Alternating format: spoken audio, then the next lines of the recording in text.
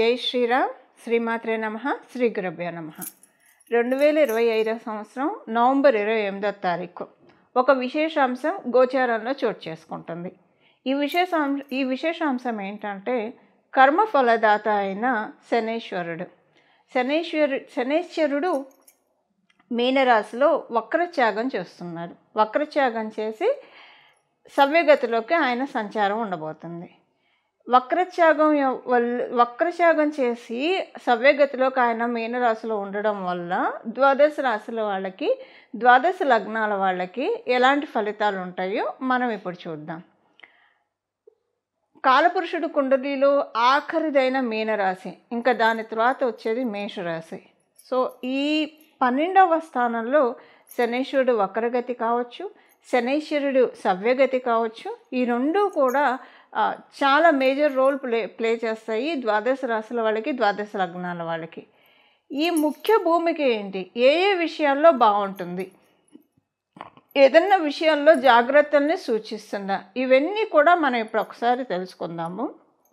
ద్వాదశ రాశుల వాళ్ళకి, ద్వాదశ లగ్నాల వాళ్ళకి యూనిక్గా అందరికీ, అంటే ద్వాదశ రాశుల వాళ్ళకి, ద్వాదశ లగ్నాల వాళ్ళకి, 27 నక్షత్రాల వాళ్ళకి అందరికీ అప్లికేబుల్ అయ్యే పాయింట్స్ ఒకసారి మనం ఇప్పుడు చూద్దాం. మీనరాశిలో ఆయన సంచారము సవ్యగతిలోకి వస్తూ ఆయన సంచారము ఒక రకంగా కొన్ని స్తంభించి ఉన్న పనులు, అంటే ఆయన వక్రగతిలోకి వెళ్ళి కూడా మేలే చేశాడు. ఎందుకంటే వక్రగతి కుంభరాశి వైపు కాబట్టి కొన్ని మేలు కూడా జరిగింది. అయితే దాంట్లోనే కొంచెం స్తంభించిపోయిన అంశాలు కూడా ఉన్నాయి.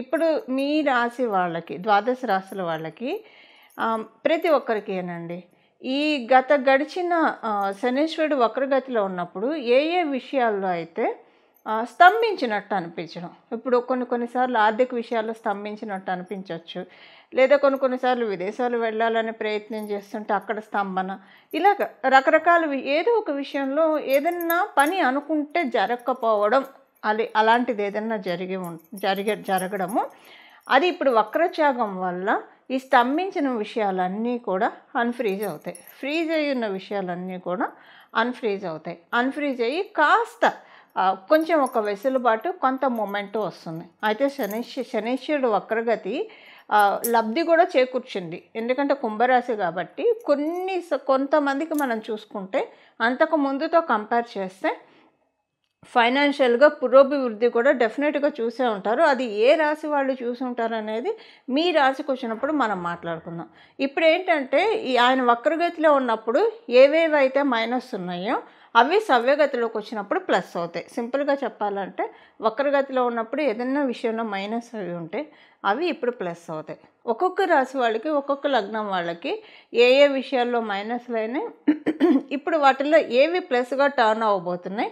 అలాగే మీనరాశిలో సవ్యగతిలో శనీశ్వరుడు సంచారం ఏదైనా శుభాంశనిస్తున్నా, జాగ్రత్తలను సూచిస్తున్నా, వీటికి చేసుకోవాల్సిన పరిహారము అవన్నీ కూడా ఇప్పుడు మనం తెలుసుకోవడానికి తెలుసుకుందాము.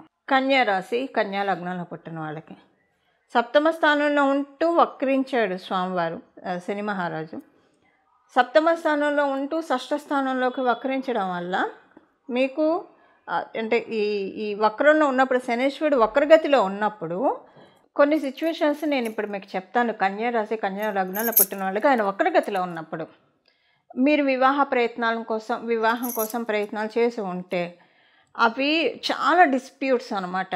అమ్మో, అసలు అంటే వివాహ ప్రయత్నాలు చేసే వాళ్ళకైతే ఆ అవతల పార్టీతోటి ఎంత టెన్షన్ఫుల్ మూమెంట్స్ ఉంటాయంటే, అంటే అమ్మో పెళ్లి ప్రయత్నాలు చేయాలంటే భయపడేంత సిచ్యువేషన్స్ చూస్తారు. ఇది మీరు వివాహ ప్రయత్నాలు చేస్తూ ఉంటే ఓకే. ఇదొక ఆస్పెక్ట్ ఆయన వక్రగతిలో ఉన్నప్పుడు.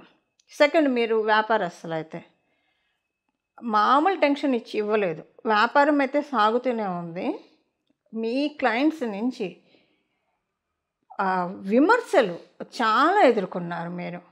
అమ్మో బాబోయ్, అసలు అంటే ఇప్పటిదాకా మీ వ్యాపారం ఒక ఎత్తు అయితే ఈయన వక్రగతిలో ఉన్నప్పుడు ఇది ఇంకొక ఎత్తు. అసలు ఈ వ్యాపారం బాగా అవుతుందా అవ్వదా, ఇలాంటి టెన్షన్స్ అనమాట. ఇది ఉంటుంది ఆయన వక్రగతిలోకి వెళ్ళినప్పుడు మీకు. థర్డ్ థింగ్, అంటే ఇది వ్యాపారస్తులకి ఇది అప్లికేబిలిటీ ఉంటుంది. వివాహ ప్రయత్నాలు చేసేవాళ్ళకి అది. ఇంకొకటి, మీరు లోన్ ప్రయత్నాలు చేస్తూ ఉంటే అవి అవ్వక, సపోజ్ మీకు ఏదైనా లోన్స్ ఉంటే ఆ లోన్ ప్రెషర్ తోటి కూడా ఇబ్బంది పడ్డారు. సో ఇవి ఈ 3 పాయింట్స్ ఆయన వక్రగతిలో ఉన్నప్పుడు మీరు టాప్ మోస్ట్ ప్రాబ్లమ్స్గా ఉంటాయి ఇవి మీకు. వీటిల్లో మీరు ఉంటే ఇప్పుడు ఉద్యోగస్తులకి ఇంక మిగతా వాళ్ళకి అందరూ ఇప్పుడు వ్యాపారంలో ఉండాలని ఉన్నది, అందరూ వివాహ ప్రయత్నాలు చేస్తూ ఉండాలని ఉన్నది, అందరూ లోన్కి అప్లై చేయాలని, లోన్స్ ఉండాలని కూడా ఉండదు.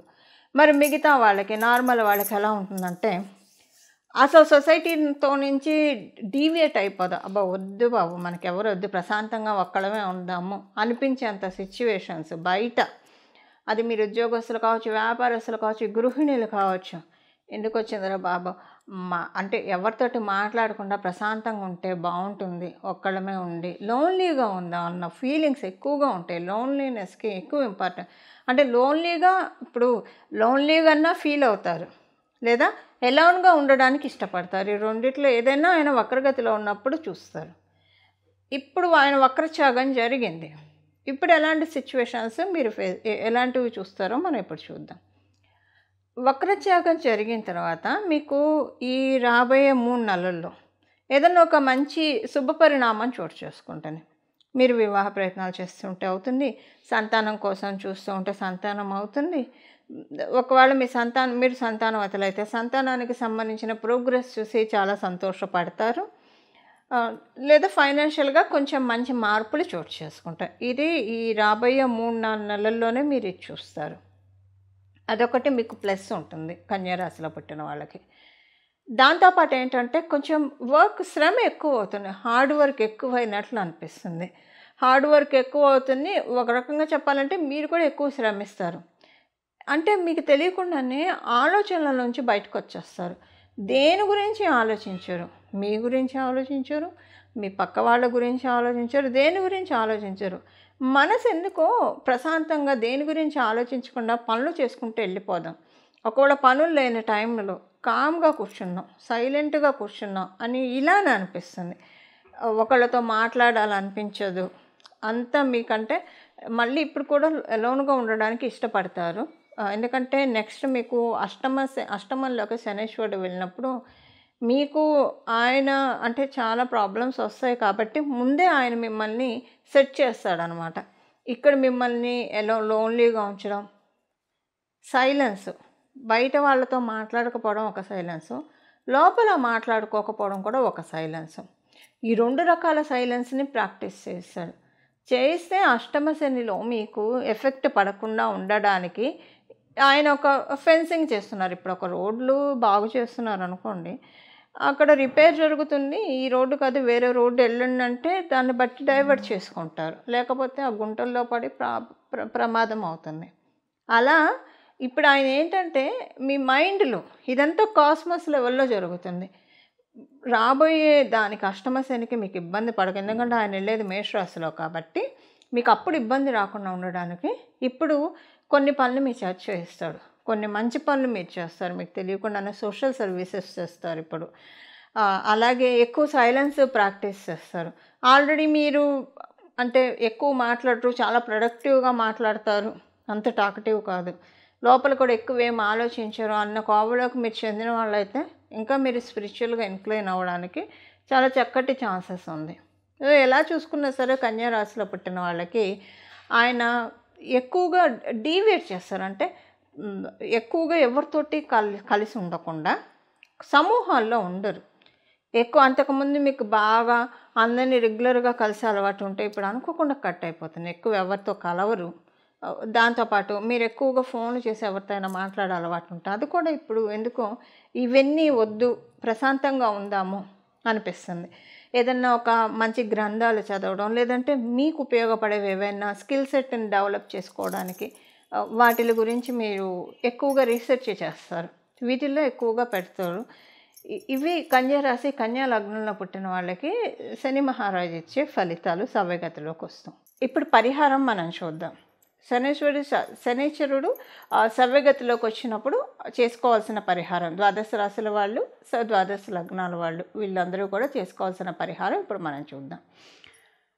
ప్రతిరోజు కూడా ఇక్కడి నుంచి మొదలుకొని ఇదేంటంటే ఒక చాలా మంచి టైం అని మనం భావించాలి. ఇంకా ఆయన మేషరాశికి వెళ్ళే లోపల మీనరాశిలో ఉన్న ఈ పీరియడ్ ఏదైతే ఉందో ఈ పీరియడ్ని సద్వినియోగం చేసుకోవాలి. దేనికి సద్వినియోగం చేసుకోవాలి? మామూలుగానే 12వ స్థానం అంటే జ్యోతిష శాస్త్రం మోక్ష స్థానం అని చెప్తుంది. అంటే మోక్షం ఎప్పుడు వస్తుంది? మోక్షం అంటే మన కష్టాల నుంచి బయటపడటం కూడా మోక్షంగానే మోక్షమే అవుతుంది. దేనికైతే మనం ఇబ్బంది పడుతూ ఉన్నామో వాటి నుంచి మనల్ని ముక్తి కలిగించే రాశి మీనరాశి.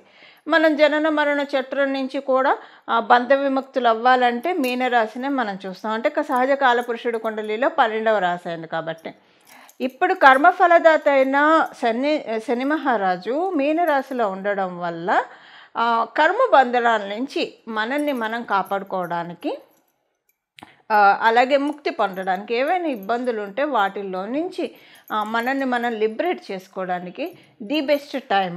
ఇక్కడి నుంచి మొదలుకొని ప్రతిరోజు కూడా 3 సార్లు హనుమాన్ చాలీసా చదువుకోవడము. అసలు ఎప్పుడు కూడా హనుమాన్ చాలీసా చదువుకుంటే చాలా మంచిది. కానీ ఇప్పుడున్న ఈ సిచ్యువేషన్, శనైశ్వరుడు మీనరాశిలో ఉన్నాడు కాబట్టి సవ్యగతిలో మళ్ళీ ఆయన మీనరాశిలో ఉన్నప్పుడే మనకి ఇది బెస్ట్ టైం. మనము విముక్తులు అవ్వడానికి, కర్మల నుంచి విముక్తులు అవ్వడానికి చాలా మంచి సమయము. ప్రతిరోజు కూడా 3 సార్లు హనుమాన్ చాలీసా చదువుకోవడము. త్రిసంధ్యలలో ఉదయము, మధ్యాహ్నము, సాయంత్రము. అలా కుదరదు. అందరికీ ఆఫీసులకు వెళ్ళే వాళ్ళు ఉంటారు, వ్యాపారస్తులు ఉంటారు, ఎవరి పనుల్లో వాళ్ళు ఉంటారు. అలాంటప్పుడు ఉదయాన్నే లేవగానే స్నానం చేసిన తర్వాత 3 సార్లు హనుమాన్ చాలీసా చదువుకుంటే చాలా అంటే చాలా మంచి ఫలితాలను చూస్తారు. అలాగే మీకు కుదిరితే కనుక ఇది 3 సార్లు అయితే కంపల్సరీ. మీకు కుదిరితే చూడండి 9 సార్లు ప్రతిరోజు హనుమాన్ చాలీసా చదువుకోవడానికి ప్రయత్నించండి. మనకున్నవి 9 గ్రహాలు. సో 9 గ్రహాలు ఒక్కొక్క గ్రహానికి ఒక్కొక్కసారి చప్పున మనం భావిస్తూ 9 సార్లు కనుక ప్రతిరోజు హనుమాన్ చాలీసా ఎవరైతే పారాయణం చేస్తారో వాళ్ళకి సంజీవిని పర్వతాన్ని మన గుమ్మం ముందు తెచ్చిపెడతాడు హనుమంతుడు. ఎందుకు సంజీవిని పర్వతం అంటున్నానంటే, రామాయణంలో మనకి తెలుసు లక్ష్మణస్వామిని సంజీవిని పర్వతాన్ని తీసుకొచ్చి ఆ సంజీవిని అనే మూలికతోటి ఆయనకి మళ్ళీ జీవాన్ని ప్రసాదించాడు హనుమంతుడు. సో మనకి ఈ కష్టాలన్నిటి నుంచి, మన లైఫ్లో ఉన్న కష్టాలన్నీ మృతి చెంది మన లైఫ్లో ఉన్న సుఖాలు, ఇప్పుడు మన జన్మజాతకంలో ఉన్న యోగాలు ఒక్కొక్కసారి ఇన్యాక్టివ్ స్టేజ్లో ఉంటాయి, యాక్టివ్ స్టేజ్లో ఉండవు. ఒక్కొక్కసారి యోగాలు ఉన్న అనుభవం, ఇప్పుడు సపోజ్ షుగర్ పేషెంట్కి ముందు స్వీట్లు ఎన్నున్నా తినలేరు. సో అంటే అనుభవ యోగ్యంలో ఉండాలి. ఏదైనా మనకు అనుభవ యోగ్యంలో ఉండాలి. అలా అనుభవ యోగ్యంలోకి తేవడానికి, అలాగే స్పిరిచువల్గా బాగా ఇంక్లైన్ అవ్వడానికి, ఆధ్యాత్మికంగా మనల్ని మనం ప్రోగ్రెస్ చేసుకోవడానికి 12వ రాశి అంటేనే ఆధ్యాత్మికతని బాగా సూచిస్తుంది. సో ఎందుకంటే మనము ఈ శరీరంలో ఉన్నప్పుడు రెండిటికి మనం ప్రాధాన్యత ఇవ్వాలి. లౌకికంగాను మన పనులు మన బాధ్యతలను మనం నిర్వహిస్తూ ఇదే శాశ్వతం అని మనం పెట్టుకోకుండా ఆధ్యాత్మికంగా కూడా మనం పురోభివృద్ధిని సాధించాలి. 2 గ్రోత్ మనం సైమల్టేనియస్గా చూసుకోవాలి. దీనికి ఈ బ్యాలెన్స్ మనకి హనుమంతుడు ఇస్తాడు. కష్టాలన్నిటినీ ఆయన తోకతోటి జాడించి కొట్టి అవతల పడేస్తాడు. 9 సార్లు రోజు హనుమాన్ చాలీసా చదువుకోవడం వల్ల అలాగే జీవం పోస్తాడు. అనారోగ్యవంతులకి ఆరోగ్యము, అలాగే మనకి ఏ సమస్యలు ఉంటే, ఫైనాన్షియల్గా ఇబ్బందులు ఉంటే జీవం పోస్తాడు. అందుకే అన్నాను, సింపుల్గా సంజీవిని పర్వతాన్ని మనకు అందిస్తాడు. ప్రతిరోజు 9 సార్లు హనుమాన్ చాలీసా చదువుకొని అసలు మీరు చూడండి, ప్రతిరోజు 9 సార్లు కొంచెం కుదుర్చుకొని చూడండి. తర్వాత ఈ రిజల్ట్స్ మీరు చూశాక మీరే వదిలిపెట్టరు. ఎందుకంటే మనకెప్పుడు కూడా మంచి శుభాంశలే మనం కోరుకుంటాం కదా. ఎప్పుడు కూడా లైఫ్లో మనం ఛాలెంజెస్ని అధిగమించుకుంటూ సక్సెస్ని సాధిస్తూ, అలాగే మన లైఫ్ డెఫినెట్గా ఐడియల్గా ఉండేట్టు, 10 మందికి ఆదర్శప్రాయంగా ఉండేట్టు మనల్ని మనం మలుచుకోవాలి. కాబట్టి వీటన్నిటికీ కూడా హనుమంతుడు చక్కగా ఒక కర్టన్ రైజర్ అని చెప్పచ్చు. మనకు ఉన్న ఎఫిషియన్సీకి, మనకున్న స్కిల్ సెట్, మనలో ఏం స్కిల్ సెట్ ఉంది, ఏది హైడ్ అయ్యింది, అవన్నీ కూడా ఆయన వెలికి తీసి ఈ దాంట్లో ఇందులో నీకు బాగా గ్రోత్ ఉంటుంది, దీంట్లోకి వెళ్ళు అని చెప్పి డెఫినెట్గా ఆయన మనకి ఇస్తారు. ఎందుకంటే హనుమంతుడు జ్ఞానప్రదాత కూడా. సూర్యనారాయణ మూర్తి నుంచి విద్యల్ని అభ్యసించి ఆయన మనకి అన్నిటినీ కూడా అందిస్తాడు, వేద జ్ఞానాన్ని అందిస్తాడు. హనుమత్ చరణాన్ని పట్టుకోవడం చాలా మంచిది. దీనికి ప్రతిరోజు 3 సార్లు అయితే కంపల్సరీ చదవాలి, లేదా 9 సార్లు మీకు కుదిరి చదవగలిగితే కనుక చాలా మంచిది. 3 సార్లు చదవలేని వాళ్ళు వినడానికి ప్రయత్నించండి. 3 సార్లు అయినా 9 సార్లు అయినా, కానీ శ్రద్ధ పెట్టి వినాలి, శ్రద్ధగా వినాలి. అలాగా చదవడం, వినడము కుదిరితే ప్రతిరోజు కూడా భజే వాయుపుత్రం, భజే వాయుపుత్రం, భజే వాయుపుత్రం, భజే వాయుపుత్రం, భజే వాయుపుత్రం అని హనుమంతుడిని స్మరిస్తూ ఉంటే కనుక సన్మంగళాలు. హనుమంతుడు మంగళప్రదుడు. మన జీవితంలో సన్మంగళాన్ని ఆయన చాలామందికి, మీ అందరికీ తెలిసి ఉంటుందండి, హనుమంతుడు ఆరాధించేవాళ్ళు మన కష్టాల నుంచి ఎలా బయటపడేస్తారో, పిలిస్తే పలికే దైవము అని అయితే చెప్పడంలో ఎలాంటి సందేహం లేదు. సో ఇది మీ అందరికీ ఇంత నేను చెప్పక్కర్లేదు, ఎందుకంటే అందరికీ తెలుసు హనుమంతుని పట్టుకుంటే మనకి ఎలాంటి పనులు అవుతాయి, అసాధ్యమైన పనులను కూడా సుసాధ్యం చేసి పెడతాడు ఆయన. అంటే ఆ విధంగా సుసాధ్యం ఎలా అవుతాయి, మనలో ఉన్న ఎఫిషియన్సీని అలా ఆయన పెంచుతాడు.